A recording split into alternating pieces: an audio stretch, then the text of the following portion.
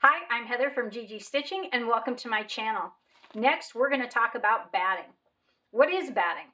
Well, when you have a quilt, you have a quilt top and you have a quilt back. This is what you put in the middle of that. So this is your insulation layer. How do you know what to choose? There's so many options. You can get cotton, you can get polyester, you can get a cotton poly blend, you can get wool, you can get bamboo, you can get silk. The options are endless. They also have different colors. You have the natural color, the creamy color, you have white, you have black. Where do you go?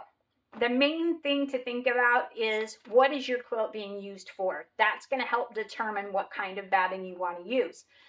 If you're using a baby quilt, it needs to be laundered a lot, so it needs to withstand a lot of washing. If you're going to be doing a wall hanging, it may not be washed as much, and so you really don't need that much batting in it, or you want the puffy stuff so certain aspects of your quilting pop out. Those are the kind of things that you need to ask yourself. The main thing to watch for is on the label. You want to read these labels, okay? If you have a quilt batting that doesn't have a label, I'll tell you what you do about that, but that can make a difference also in how you quilt your quilt. The manufacturer will have quilting instructions on here, meaning how many inches apart your quilting stitches can be for your batting to safely stay in place. So for Quilter's Dream, which is one of the ones that I recommend, I love their batting. This one in particular has a requirement of 10 inches apart. So that just means that I can quilt up to 10 inches apart, have an open area with no stitching, and it's going to be safe being laundered. Other brands like Hobbs, their regular cotton batting only has a 3.5 inch quilting requirement. So what that means is you can't have any more space than 3.5 inches between those quilting stitches that you're doing. If you do, you have a chance that during washing that batting will pull apart and migrate into the stitching. So you want to make sure that it's secured no more than 3.5 inches apart. So that might make a difference. You may be looking at your quilt and you may have areas that you don't want to quilt through, maybe a t-shirt quilt, and you don't want to go through the design that's on there. You're going to want to pick a batting that has a higher rating for stitches apart.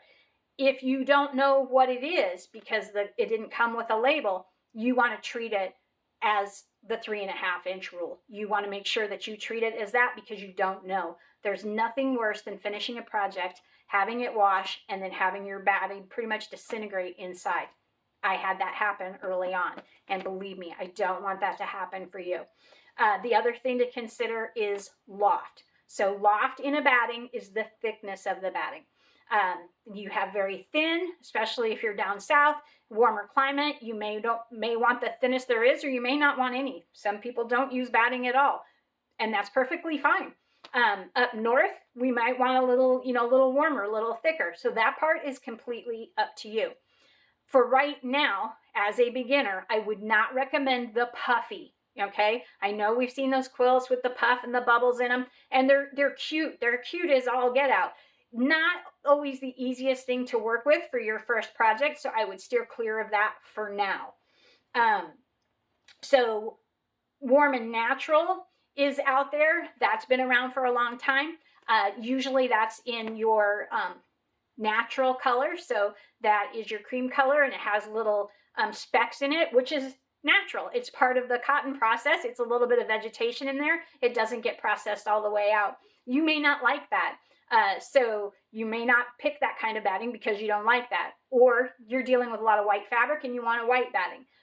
Warm and Natural also has warm and white. So they have that as well. Quilter's Dream comes in both the natural and the poly in the white. Hobbs has all the different colors as well.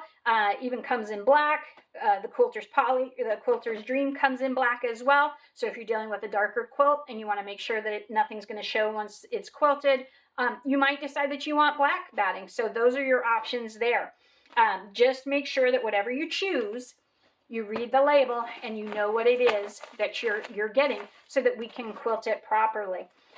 If you found this information helpful, please like, comment, and subscribe, and watch for more. And I will be talking about actually layering this in our beginner's quilt series, in that baby quilt or lap quilt, that all that information will be posted. So this video was just intended to talk about it for when you go shopping, so that you know what to look for. Once again, if you found it helpful, let me know and I will keep creating content for you. Thank you.